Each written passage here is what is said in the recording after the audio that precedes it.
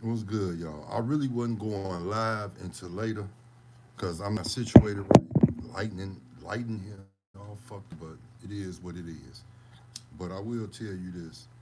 Hey, Wack, I ain't gonna make this no long video either, y'all. I just wanna let y'all hear something.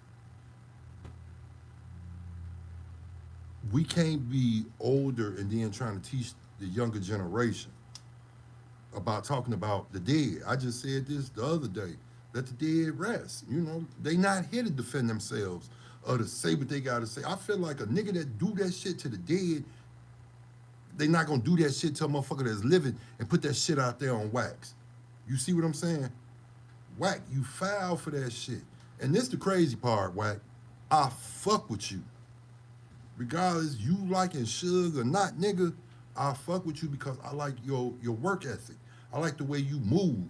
You know the way I like the way you stand up for yourself as a man, as a human being. But come on, dog. I'm gonna let this shit play. On that Tupac is coming. Just because Lil C's was surprised that Tupac was downstairs doesn't mean that other people didn't know that Pac wasn't coming. But let's listen to what Gene Deal had to say in the interview that he did with the Art of Dialogue about not only Tupac coming to do the song with Lil Sean, but how Puffy or Diddy actually knew that he was showing. You understand?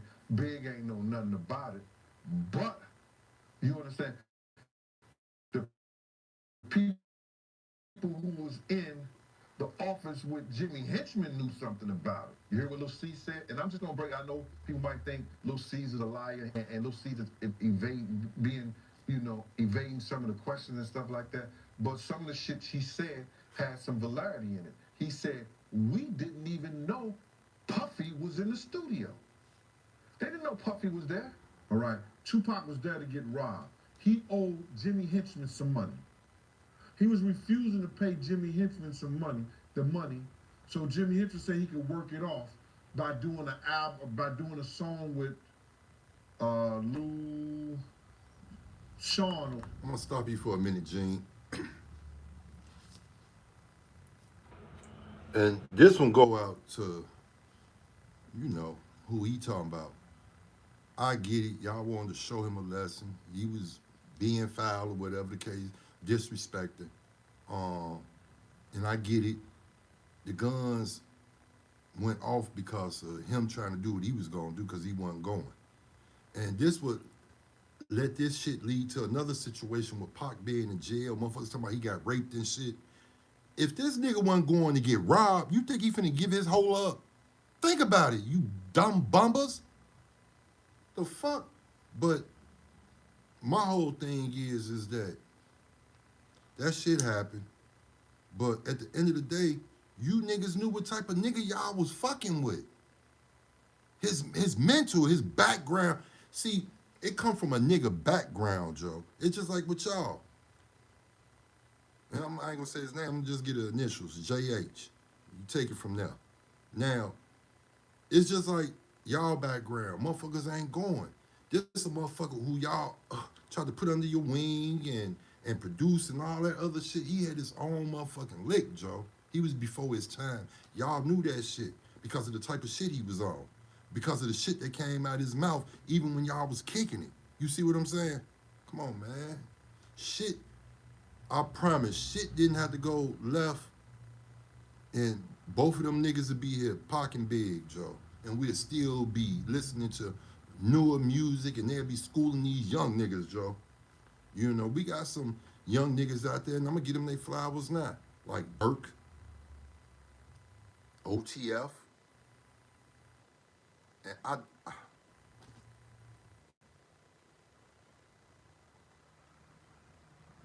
gonna get to him last.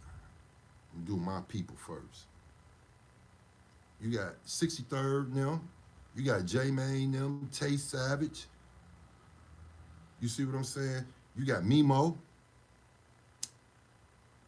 Man, niggas got niggas that's sticking to that code regardless of his drill or whatever. Them niggas know how to rap. And I salute them. It ain't just them, it's a whole entire city of people that can rap. Even people mamas, grannies. I ain't talking about the daddies and granddaddies, and I'm talking about the women now. that get down.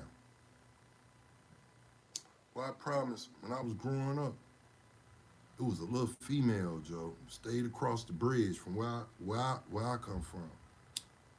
You know, I ain't never do nothing to little mama.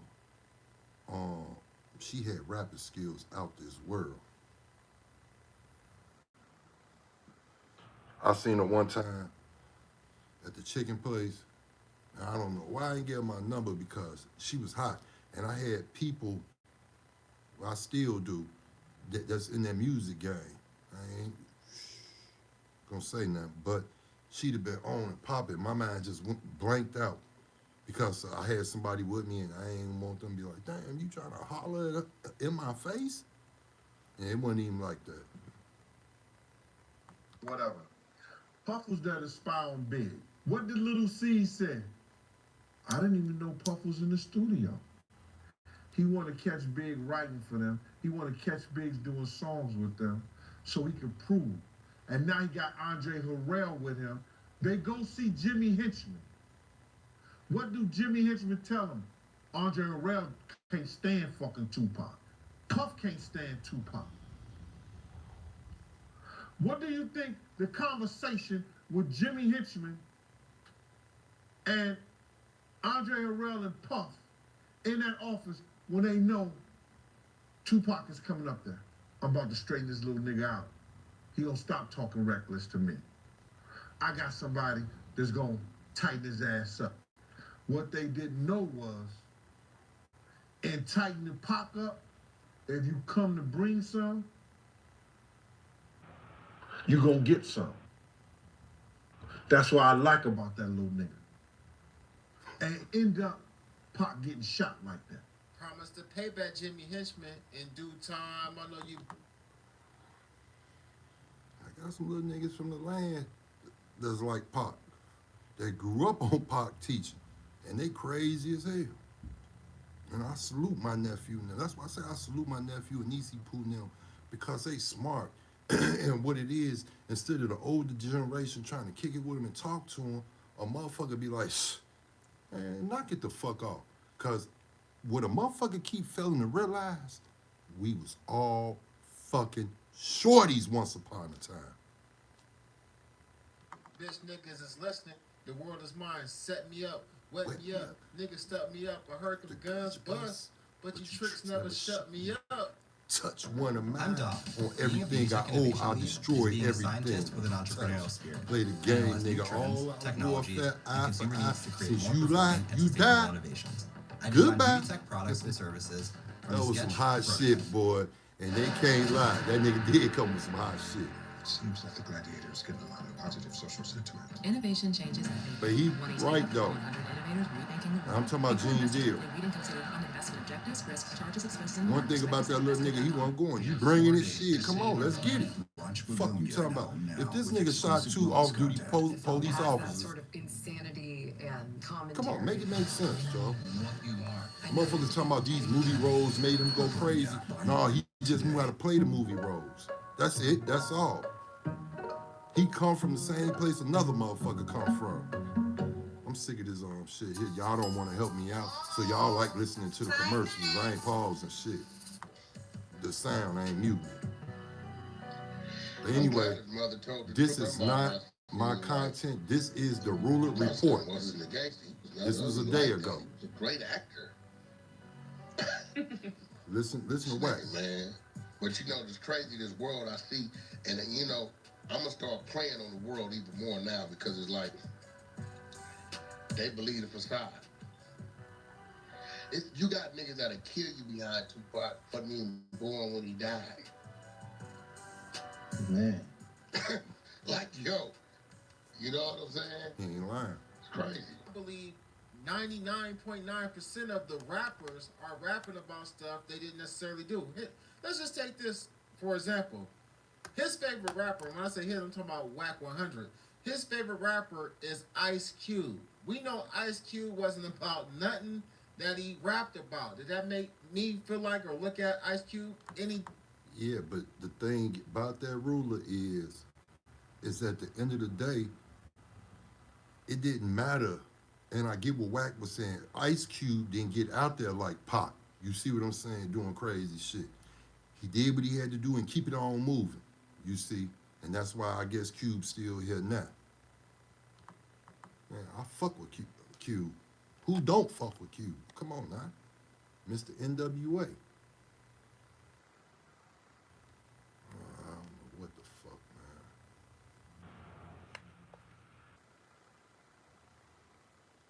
This shit here.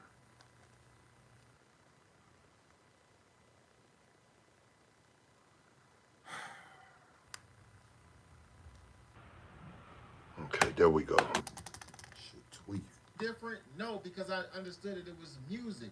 You got musicians who sing about being with a whole bunch of women and doing a whole bunch of stuff with women, and sometimes they don't even like women. Me growing up in that era, I've been following hip hop since I was a child. I used to have the Word Up and Vibe magazines, Source magazines, all Jet over magazine. my walls. This way before Double XL. You know what I mean? So I would buy the magazines regularly. I was working at like a grocery store back in the day when I was a kid, like my first Niggas job. was 15, reading so sister when I to be in sister there, I get my checks, magazines. I be buying all the magazines, but nevertheless, I never looked at Pac as a gangster.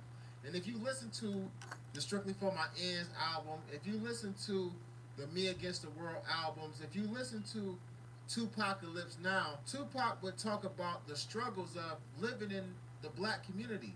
He would tell stories about other people, like my homeboy. Well, the motherfucker, gotta cut you off again, Roller. Another thing about what he's saying, Pac said so himself. He wasn't no gangsta ass nigga. He just knew how to do the lick. You see what I'm saying? And that lick was cold. He knew how to do it, just like you. I'm not taking nothing from none of them. You see what I'm saying? But at the end of the day, Wack, you foul, Joker. We don't do that. You know what I'm saying? You grown ass nigga.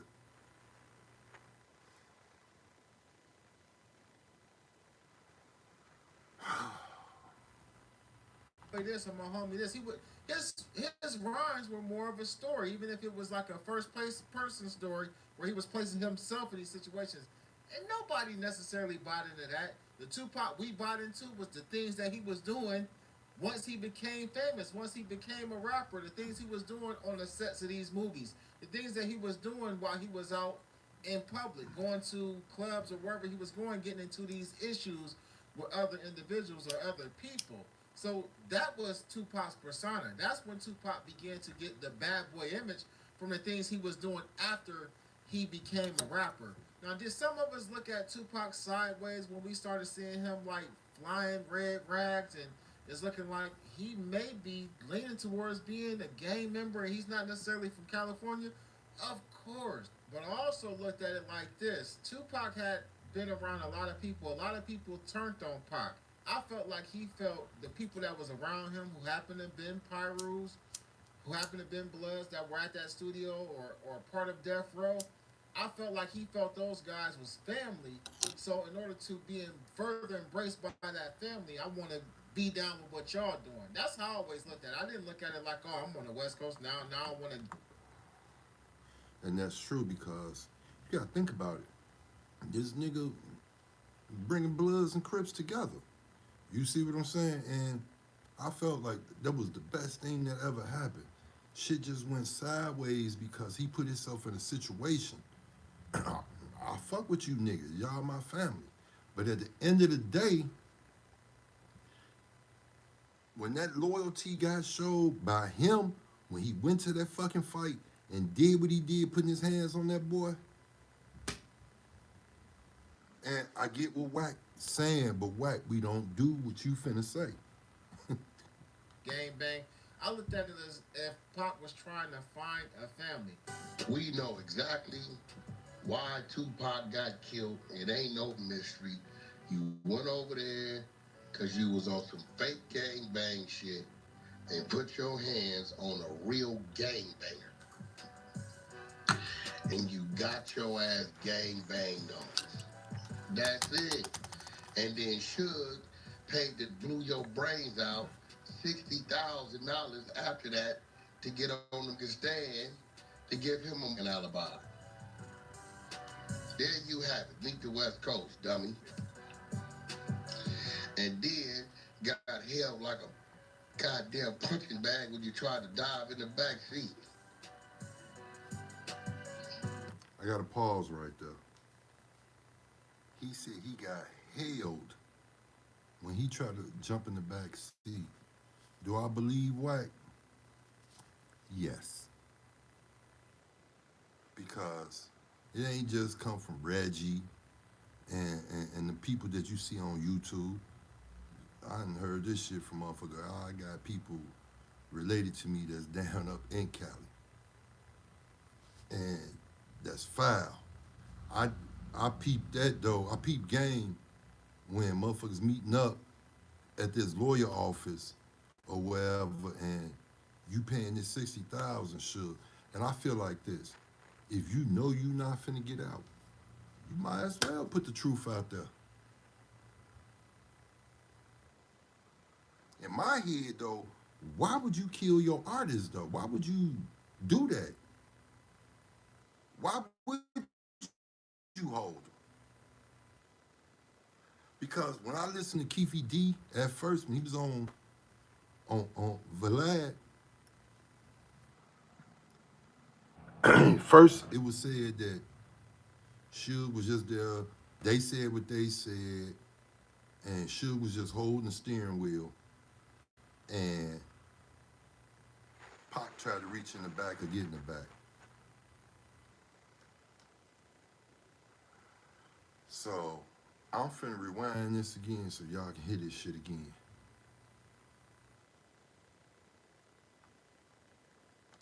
After that, to get on the stand, to give him an alibi. There you have it. Meet the West Coast, dummy. And then got held like a goddamn punching bag when you tried to dive in the back seat. It's only two people in the car. That nigga up. They sure did form that nigga, held that nigga like I'm shield. Human shield. Wack is correct about how Tupac got smoked, though. It didn't have anything to do with Puffy or Big or Diddy or whatever names we want to use directly. The incident that happened at the hotel or the casino was all on Pac. Pac did jump out there. Pac did involve himself in some stuff that was going on in the streets of Compton that, as an artist, he shouldn't have had nothing to do with. Even... Do I feel like Suge set him up to die? Nah, I don't feel that way. I feel like once Pac jumped himself out there and did what he did, and they cruising, and them niggas caught them niggas, how they caught them niggas, and once that gun got the fine, I think he, your ass, take them niggas.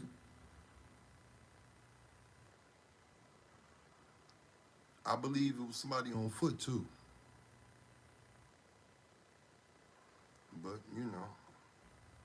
if he wanted to claim MOB, even if he wanted to consider himself a Pyru, you know what I mean? Whatever he was doing, he should have kept it in the studio and used that as the rappers today that are signed to certain individuals do the same thing.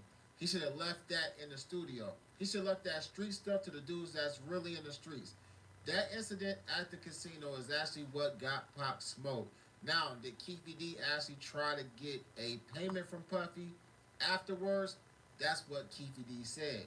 Basically, we done took him out, even though it didn't have anything to do with y'all's beef or y'all situation. You wanted something to happen to him.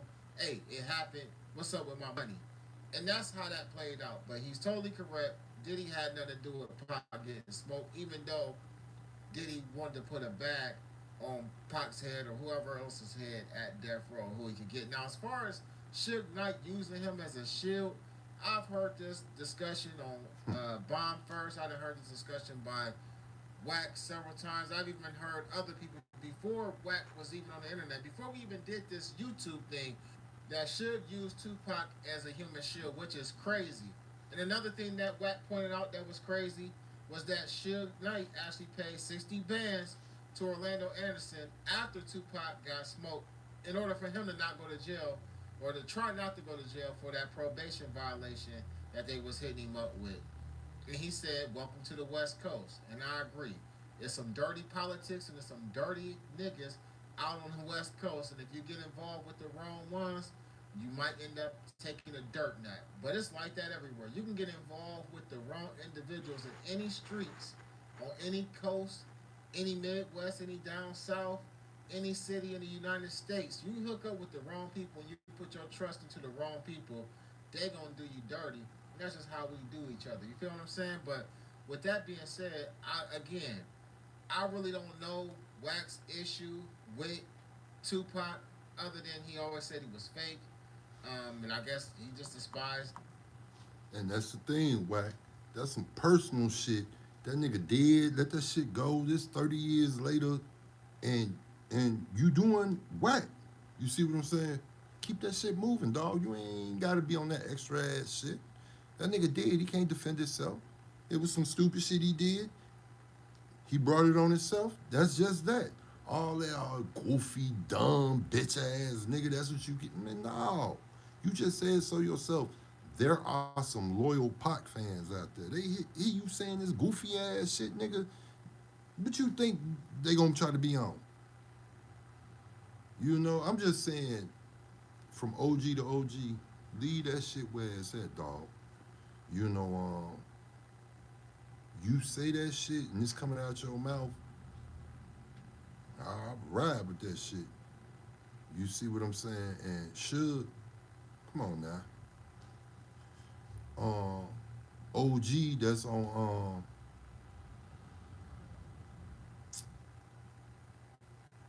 I can't think of the show right now. But anyway, when he put his lick out there and pop his shit about you, should I listen? I think the whole world do too, because it be some real life shit. You just did shit backwards, dog. You did it backwards. And I bet as soon as that incident happened at the MGM with Pac and O, it was about y'all too. But you paid for your kicks. That's $60,000. Because you still went to jail. So I look at it like this. All this shit happened because of your shit. Now, over the years, I always heard motherfuckers say, man, motherfuckers don't understand, they ain't paying attention. This his doing. Make it make sense, dog. Gotta make it make sense. Then it's a tit for tat thing, a motherfucker want, cause Pac gone now, Big gotta go.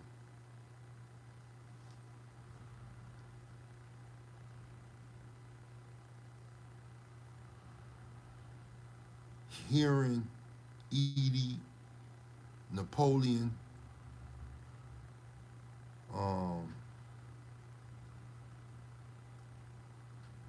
rest in peace, Big Psych.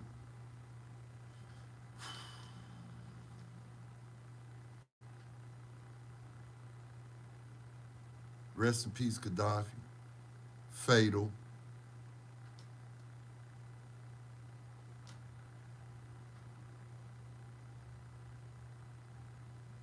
I look at it like this. We lost a lot of great people in this music game. And we still losing a lot of great people. Even motherfuckers that's not in the music game, we losing. The shit gotta stop sometime. And I hear you, Wack. You put that sprinkle me, baby. You E40 that motherfucker. And I respect that. I salute you. I'm gonna always salute you. I ain't gonna talk bad about you, but I'm just saying, you know better, dog. You ain't even gotta do that. You top dog. Pac gone. All the rest of the motherfuckers gone. Suge in jail. So I mean, think about it. You know motherfuckers that you fuck with, I listen to their music. So if it's in my, once I listen to it, it's in my playlist unless I take it out. And I don't take it out, so that means, you know, I fuck with motherfuckers. Just fall back a little bit, dog. It's about educating you know, man, shit crazy because I'm still on you, Diddy, no Diddy. Because at the end of the day, it's a lot of fucked up ass shit you did too. And I ain't just talking about coming at them people you had no business coming at. I'm talking about just period in general, Joe. You know, it wasn't even funny. It broke my heart a little bit to hear Usher getting asked, hey, would you send your kids to Diddy camp? And he, hell no. I was like, damn, that shit real. Motherfuckers gotta do better, Joe. Like I said, it's about educating in a positive light. And I had to talk with my OG, and she was like, you know, you say, you know, you gotta get in a positive light to have peace. And she was like, that's true, but it's nothing wrong with having peace. When you happy, you live longer, you move better, you feel better as an individual. You see what I'm saying? So we got to do better as people in general. I ain't just talking about just a race, as people in general. Um, as people, and I mean my kind, yes, we do have to come together. What happened? I went out and go get me some coffee earlier this morning, right? So,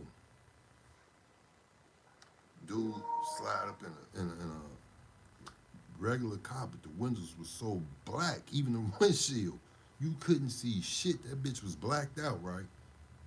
So I'm looking up at the TV at the camera. He come slide in and shit. He look, he say some shit. I'm like, damn. So when he leave out, security asked him like, damn, Joe, what is he, Arab or something? He was like, nah, he Mexican. So I see Mexicans don't Mexicans don't care about, you know, coming at each other. That's just like, we gotta get our minds right. Stop having war against each other. We're supposed to come together. We're supposed to love each other, heal each other, respect each other. All this goofball ass shit going on. And I'm finna tell y'all something, not to get off what I'm on, but y'all ain't noticed ever since 2020. Think about what I'm saying. 2020 came in. 2019, but 2020 it hit hard. COVID. People just start acting weird. Y'all ain't just sat back and just said, what the fuck? Like, since 2019, 2020, people been acting weird. And it started with the females first. I love y'all, but y'all been acting weird. And this was like, started in 2020, and I'm like, what the fuck is going on? I done seen the most faithless woman on this planet kissing her husband's feet. When COVID came, them legs was out there popping, getting nailed to the cross. Make it make sense. So just sit back and think. Think about it. Y'all get so distracted with all this extra shit. Y'all don't be sitting back thinking. Finish this out. Fake individuals, you know what I mean? I really don't get it. You know what I mean? Like, it wouldn't bother me that much. I don't know if it's because people prop Pac up to him. He felt like Pac is being propped up on a level to where he don't feel like he deserved to be at. I don't know. It doesn't. It wouldn't bother me if people was giving another individual accolades, but for some reason, Wack has this opinion about a rapper who I don't take none of you rappers serious. Like, it's only so many King Vons that's either been in the rap game or that's in the rap game now. Most of y'all rappers who talk about street shit is Tupac. But get in the comment section. Let me know what y'all think about this. Y'all already know what it is, though. Ruler Gang. This is the Ruler Report, Ruler channel. Go to his channel, like, share, and subscribe. Hit that bell. Do that for me, y'all, please. Since I can't get y'all to do it for me, do it for them. But nah, that's why I said 50. You knew what you was doing. You shook this motherfucker. Man, y'all just ain't never peep game. Like, y'all just let shit go by. I don't let nothing go by. I pay attention to everything. Like, with 50, when he was coming in this game, do y'all not know what was hot when he dropped their head, shook the industry? How to Rob. And he was talking about all them niggas. He was naming names. He ain't getting no fuck. Like, he don't get no fuck now. He didn't get no fuck then. Old Mr. Jackson was on what he on. He on what he on now. You can't be mad. But this shit here, this doc on Diddy, it didn't shook. And then I just read Netflix finna buy some big major shit. And I salute him. I salute you, Curtis. You know, I know Diddy in there Harlem shaking right now. Scared in the motherfucker. You know, you can only do so much dirt in life and karma gonna come back. Just always look at people. Fuck just people in the rap game and all that shit. Everybody. Just think about when somebody do something to you or do something wrong and you just sit back and you let God handle it. Look what happens.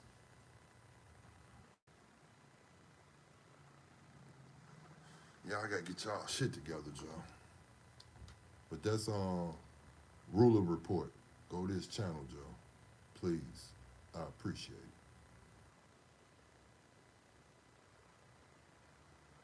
it. And go to Machiavelli Media. I did not know that Boot Camp Click had beef with Biggie. That's the reason why Pac was fucking with him. Shit crazy, Joe. It's just like out here in these streets, Joe. This is how motherfuckers get these clicks and shit going. Ain't nothing changed, Joe. Just different areas, just the same shit.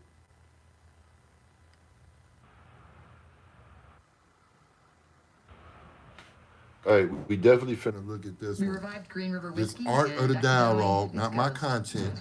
And it got Gene Deal talking about I think Puffy left Mace Yes, in Chair. LA when Biggie died and them Bloods came.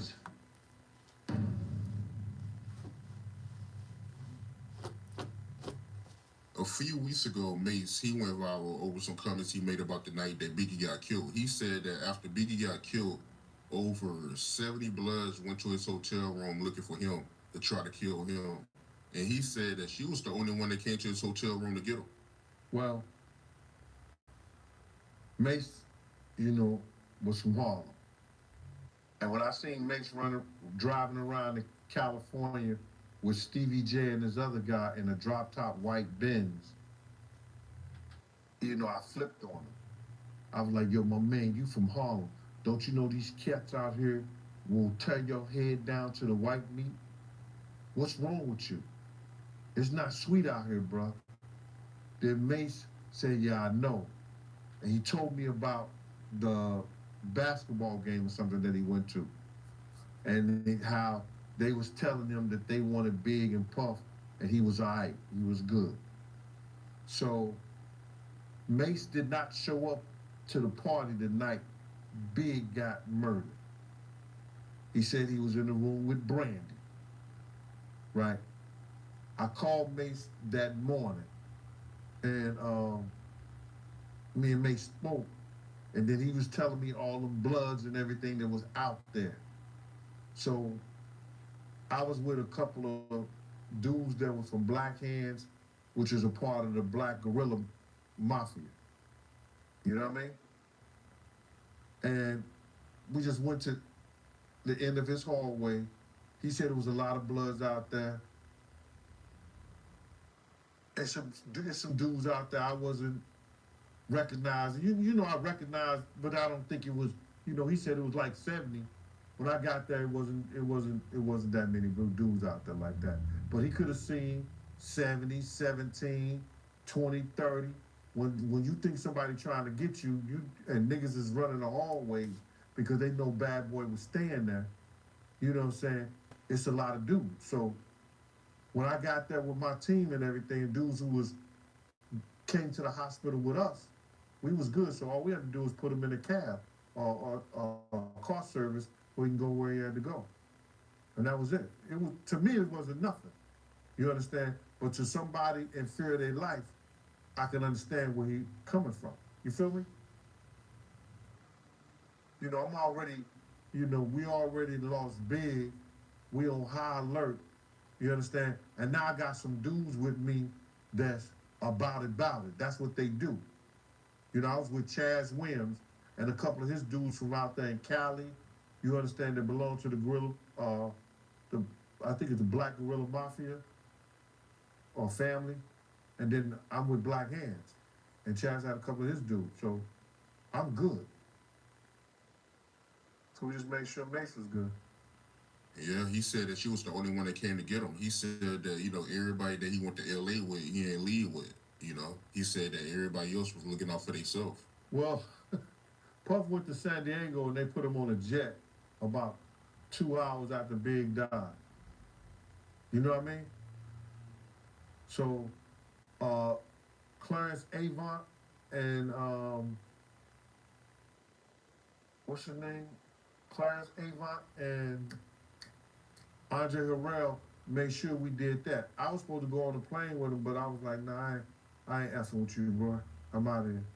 So I went with the thing because we was going to follow him that whole 120 miles. And he said, no, we ain't need all that.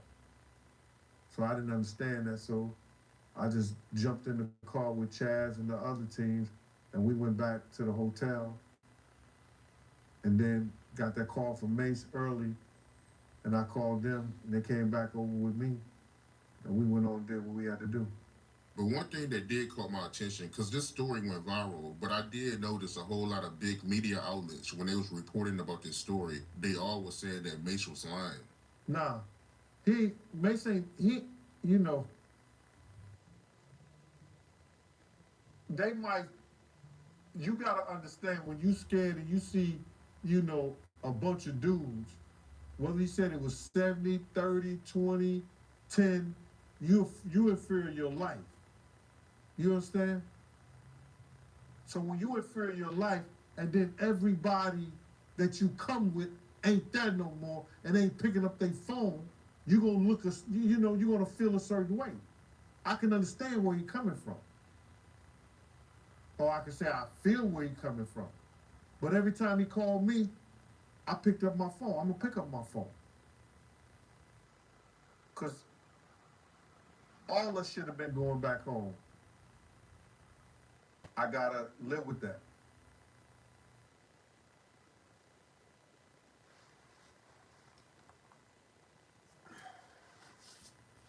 That's crazy.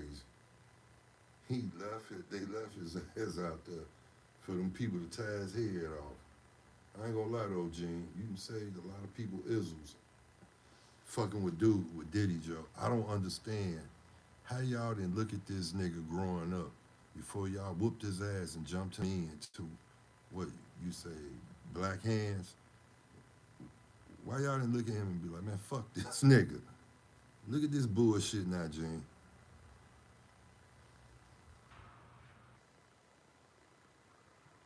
And I'm gonna say this again. Rest in peace, Kanika. And y'all get her mother some help, please. If y'all love that lady, get her some help. That shit was not cool what she was doing because she self-destructed. And if y'all got love for, if y'all was around her, so y'all should be around her in her time of need. Real shit. I pray for that lady.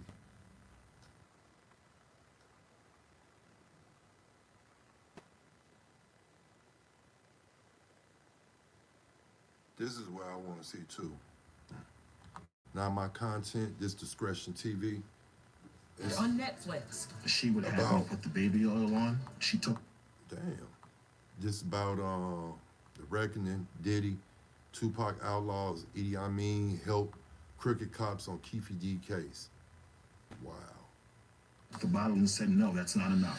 One, Diddy's freak-offs allegedly had a connection to both Tupac and Biggie. It's claimed Diddy wouldn't allow Tupac's music to be played during them. And this, according to an escort who says he was paid $6 grand for 2 days of sex work. Come on, the party has begun. Happy Biggie Day. When we went to Steve Rifkin's house, which would be the Choke on coke? after party, Fuck. I was at that house where that's where Diddy came on to me. It's gunned down. Prove that I orchestrated this. You know what I'm saying? Your key witness orchestrated this. They top witness is the lead suspect. The defense pointing to someone else, Reggie Wright Jr., a former cop and security guard for record mogul Suge Knight, who was Tupac's friend and fellow outlaw member Idi Amin has harbored questions for 20 years about the security that night. When we got to Vegas and the way we was moving to Vegas, we made fundamental mistakes. We unfortunately had to learn a very tough and hard lesson. I felt like Pac and Suge shouldn't have been riding in the same car. I felt like we should have had tinted windows and bulletproof vehicles, and cars should have been flanked on each side of their cars. Was the security guard with you all? Yeah, he was there. And who was that security guard? Frank, Frank Alexander? correct. Did Frank have a gun with him that night? No, he didn't. He didn't have a gun with him? One of the major stars in America, and he's assigned to protect him, and he doesn't have a gun? Right. The late great. I'm gonna stop this for a second. I didn't get that either. Rest in peace to Frank, but I wouldn't give a fuck what Reggie would have been telling me. You think I'm on Pac hip? You dig? You think I'm not finna have my burner with me? And then he, and then they correct. We not finna be riding in this long ass caravan behind each other. Motherfuckers is going if Frank was in Quincy Jones' daughter car driving the outlaws, some of the outlaws, and Pac in the car with Suge, then I'm finna be right alongside and I'm gonna have my burner. How the fuck Reggie gonna know? You understand what I'm saying? All this shit was so fool. Gaddafi, on the way to 662 after the fight, asked Frank, "Where's your gun?" And at that very moment, that's when we found out he didn't have a weapon on. And Gaddafi, one of your fellow outlaws? Yeah, Gaddafi, one of them, our fellow outlaws, but more importantly was Tupac's godbrother. Gaddafi, although he was very young, was not one to mince words.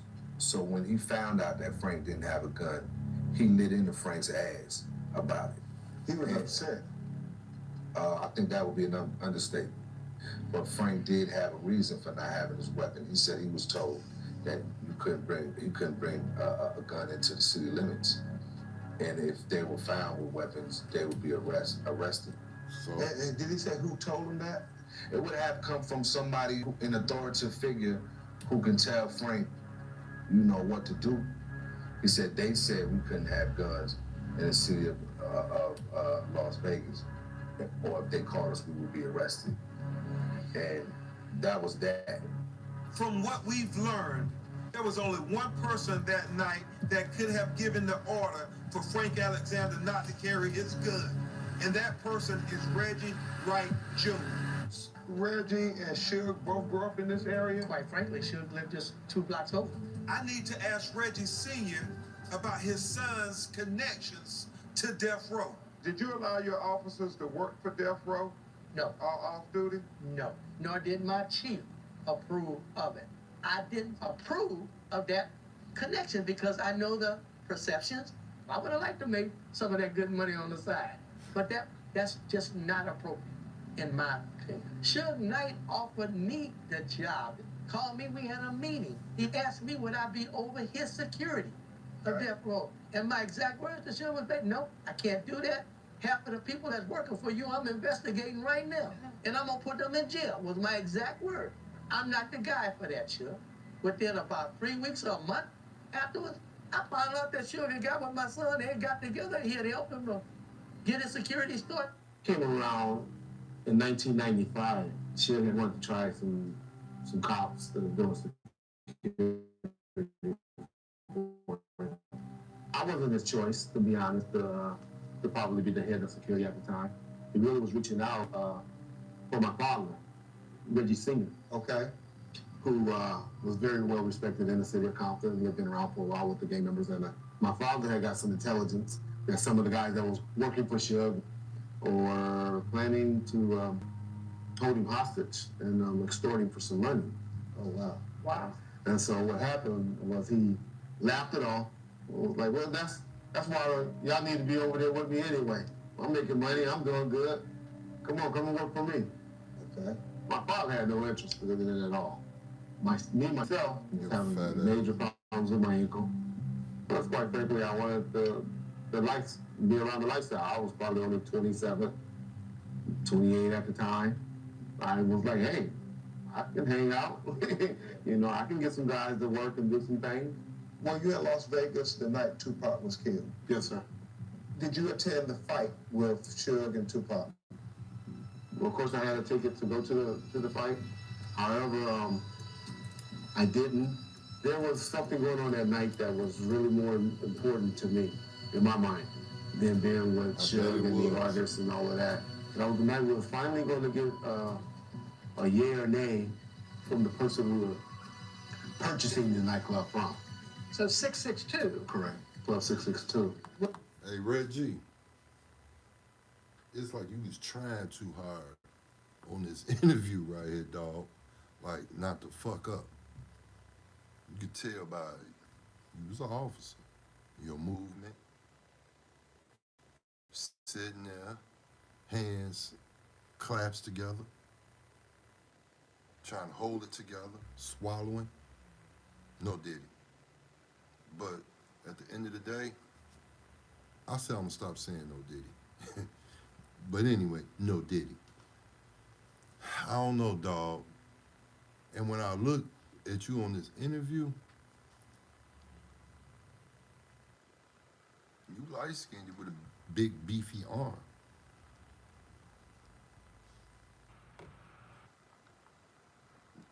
Motherfuckers get trained to hit their targets. It officially become a death row. A death row entity. What does 662 stand for? MOB, Members of the Bloods. So you were more than just over the security. You were also helping him in some ways run the business? At that point, no. I would just say they knew that they could get the Reggie, and usually you can get the Suge. Okay, fair enough. Let me make it clear for the record, because it has been alleged that the security was instructed that night not to carry their guns. There's so much liability carrying a gun inside of... It's the NBA on Prime. Tuesday and Wednesday, the quest for the cup goes into over. That's the end of that shit.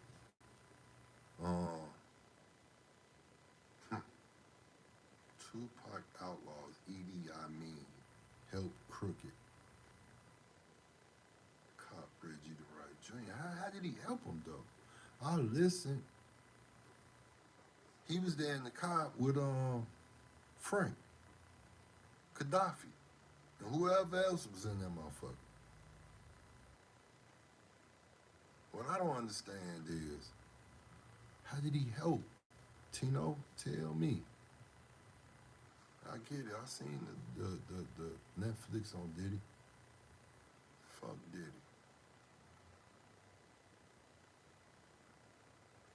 Scott in the Woods, You make me hate this city. Hate yourself, dog. I'm gonna get to you on a video. I got it coming. But I want to have that shit set up so right for my people. So when they see it, they be like, okay, he on point.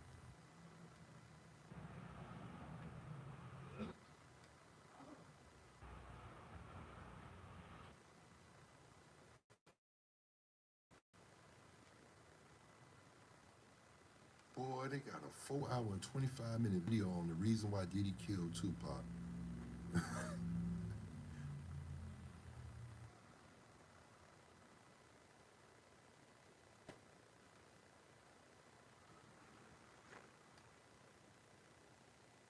Oh yeah, this is something right here.